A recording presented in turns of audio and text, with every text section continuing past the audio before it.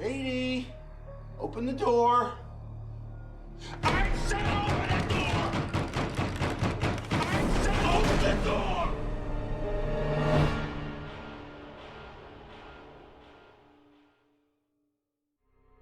It came from this character in my head. I just couldn't get rid of him, and not that I have dissociative identity, but we don't tell those stories very often of any kind of multiple personality, dissociative identity, whatever you'd like to call it, because they're usually very predictable, honestly. Sir?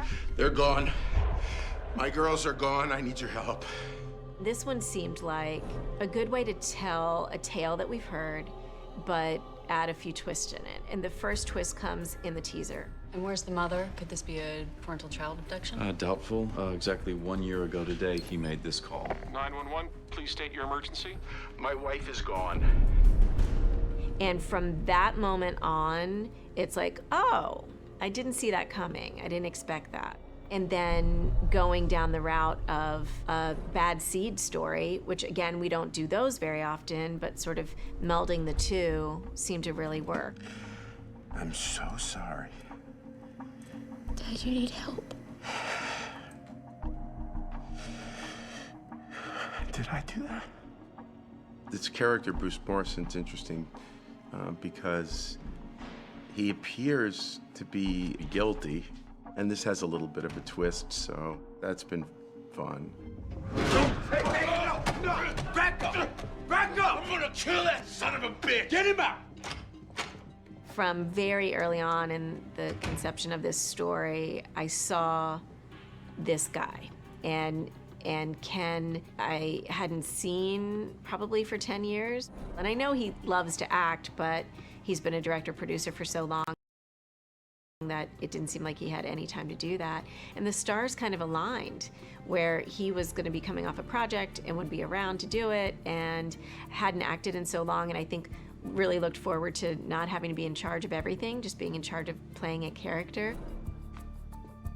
Oh my God. What a pathetic little crybaby. The way I prepared to play the part was probably no different than I would have prepared to play any two different parts. You know, one of the things I think with playing someone who's got a psychological condition that's that extreme is you have to, I think, commit to each aspect of it independently to try to make some sort of a logical connection based on your own experiences is probably not going to work, at least, you know, unless you have that kind of, you know, psychosis or pathology. So I basically just tried to understand the character of Bruce, and then I tried to prepare this character of Johnny and think in terms of, okay, here's a person who covers their insecurities by being predatory and aggressive and having a certain attitude towards women, that kind of thing. So basically I just prepared the two different parts independently. Action. That was a fun process, having Thomas as a director. I pitched him the story almost the way you would tell a campfire story. I didn't even have notes. I said, okay, so here's the deal. Where are Katie and Sarah? I don't know! Hutch. And Thomas was like, tell me more.